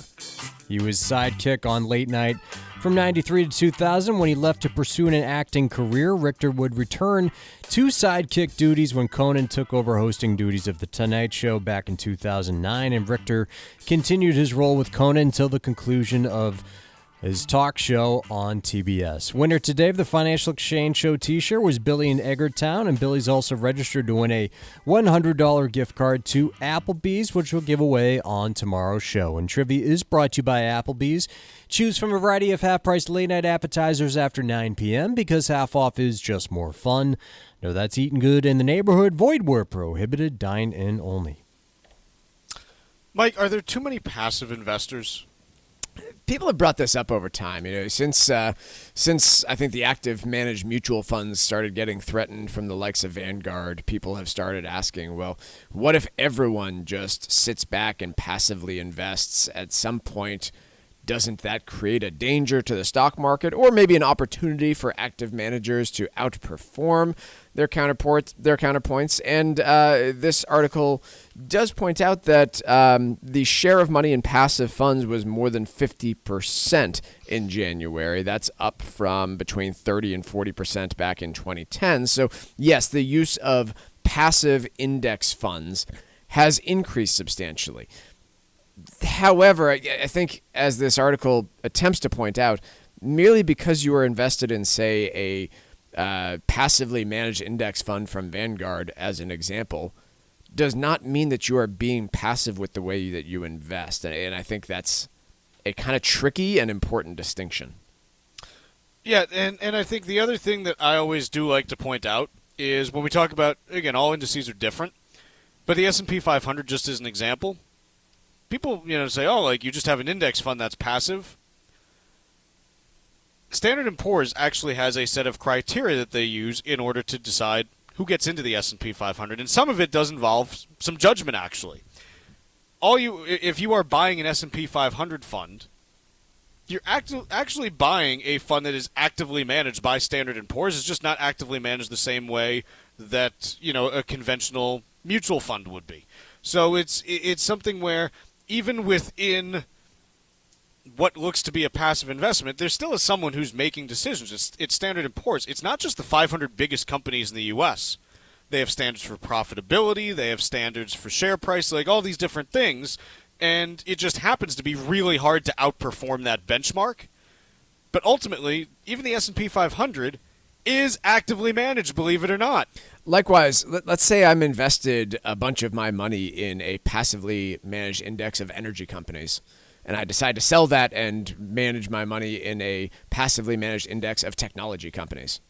I have moved from passive to passive investment, but I'm being active.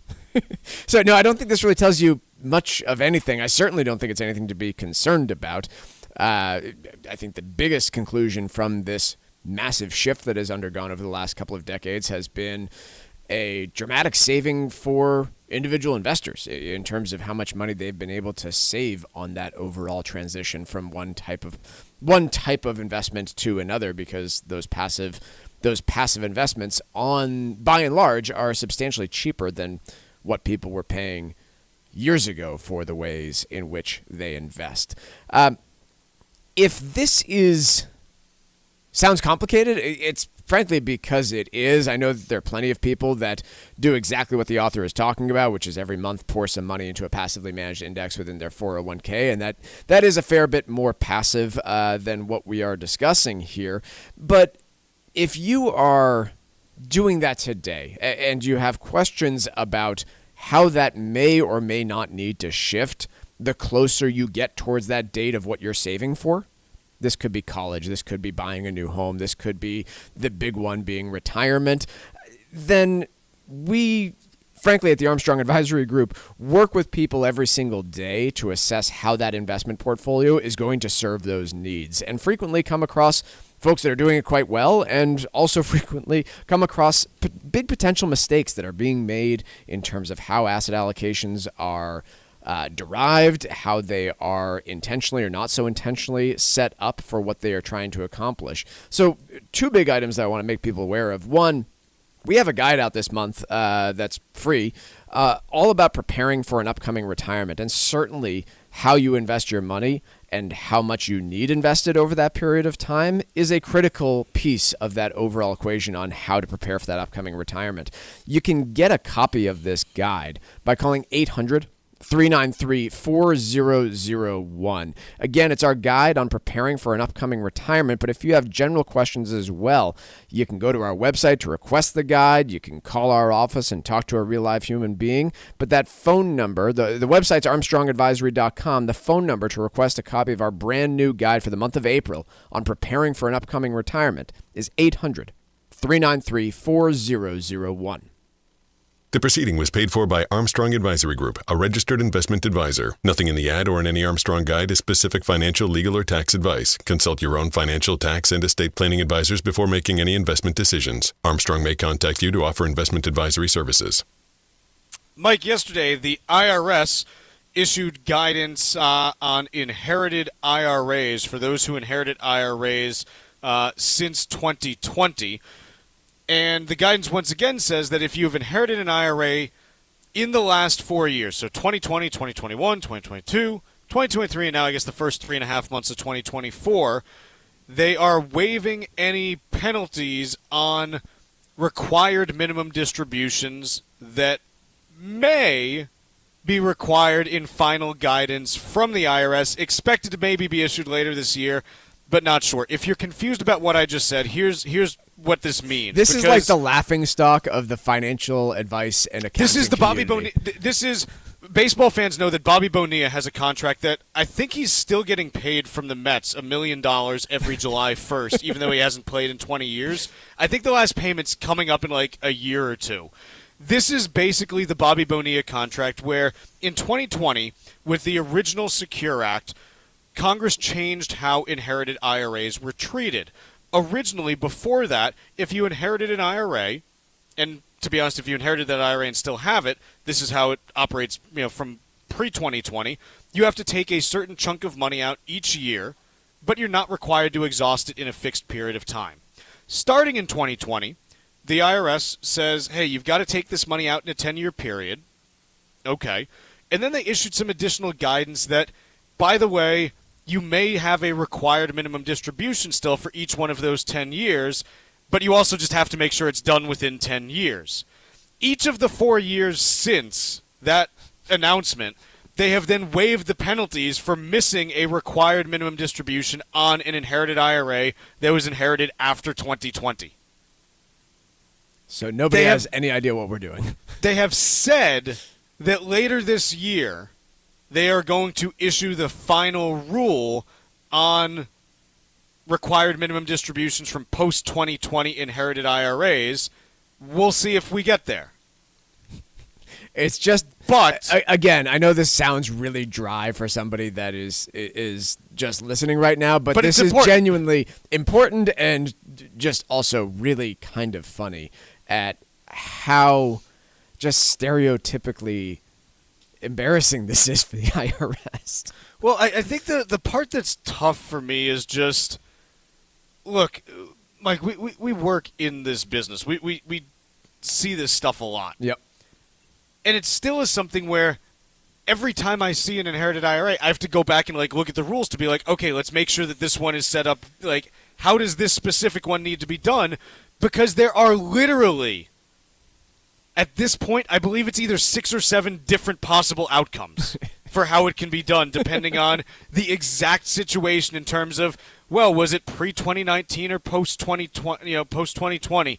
Is it someone who is a spouse? Is it a non-spouse? Is the non-spouse less than 10 years younger than the person who passed away? I mean, it's it's just very, very messy.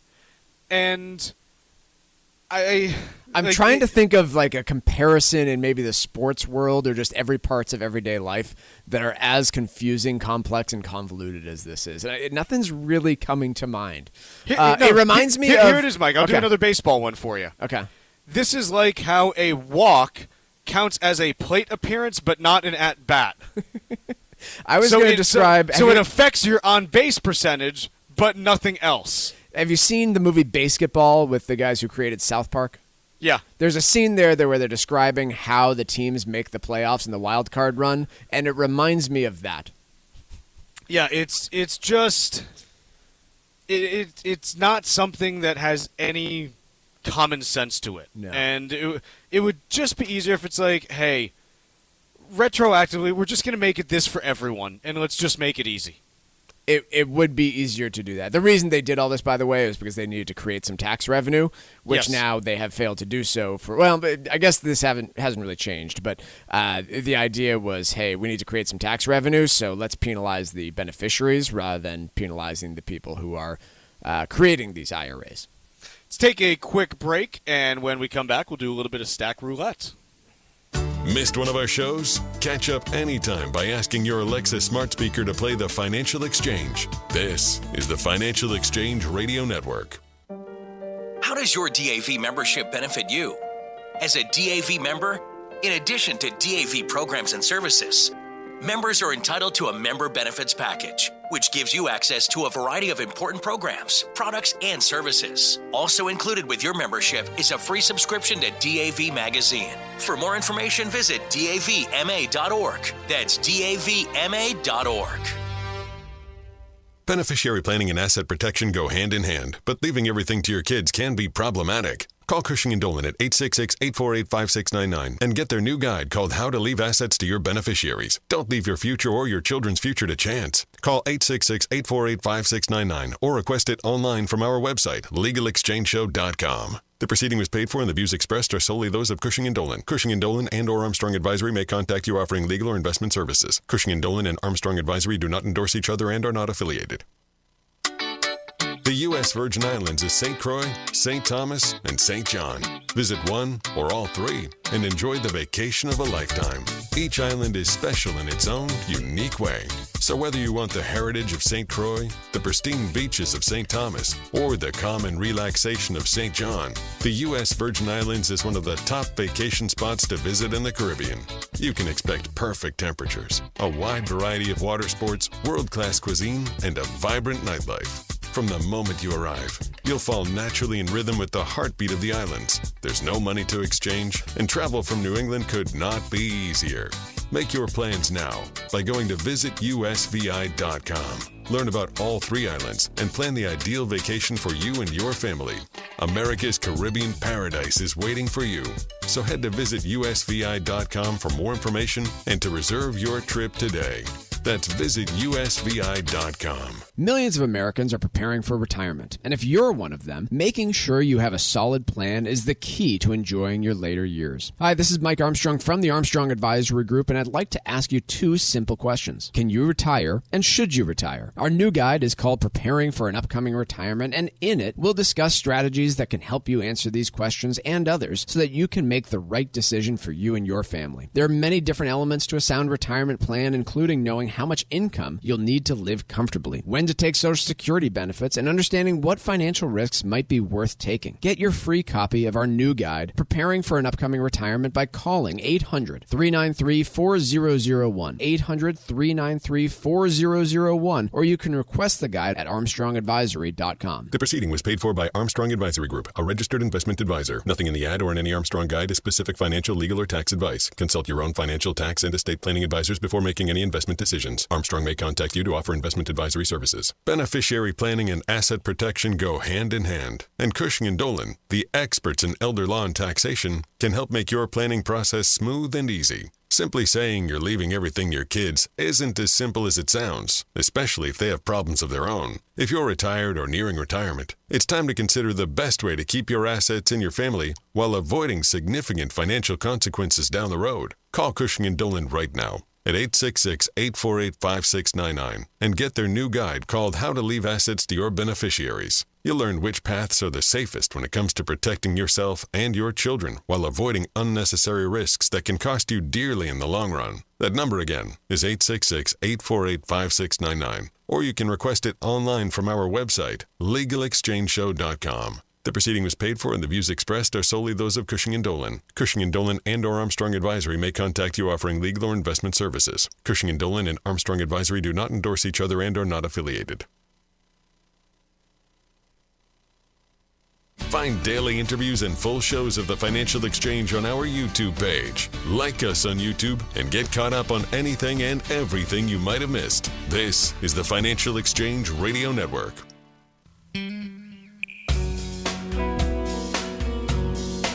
All right, Mike, start us off. What do you got for Stack Roulette? Some new programs around New England on trying to boost retirement savings, which we'll see how they turn out, but I generally like the direction this is going.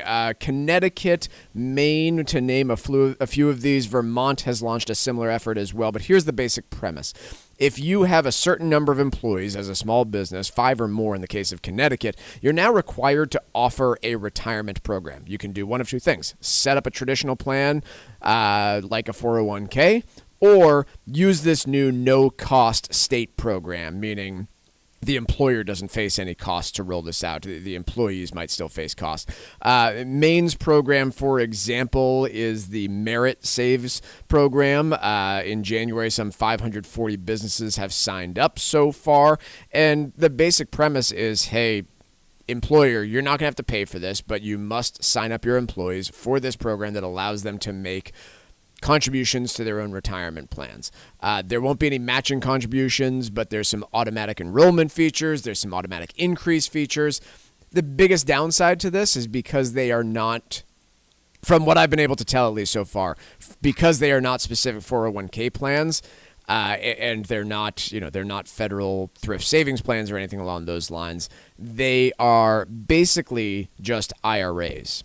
Problem with IRAs, very low contribution limits. So this does not get around one of those big problems and one of those big, I think, just conflicts that's out there, which has always been that, hey, if my employer is willing to start up a 401k for me, I can save tens of thousands of dollars a year and save on taxes.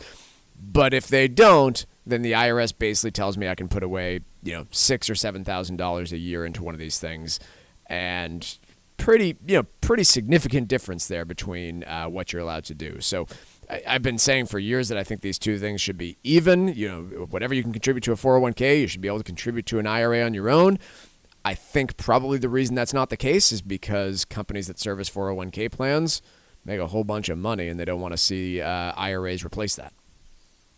I totally agree. I have a new leader in the clubhouse, Michael, for the most tone-deaf article of 2024. Really? It's a doozy. Hit me. It's from the Wall Street Journal yesterday. They love their $14.95 million Hamptons house. The problem? The dog hates it. Shortly after Who is writing? Who is this targeted towards? Sorry, go ahead. I don't know. Like, the fact that this actually even got written is remarkable to me, because it's fantastic. Shortly after Brian Grable and Daniel Dokos moved into their dream home in Sag Harbor, New York, the couple realized they had a problem.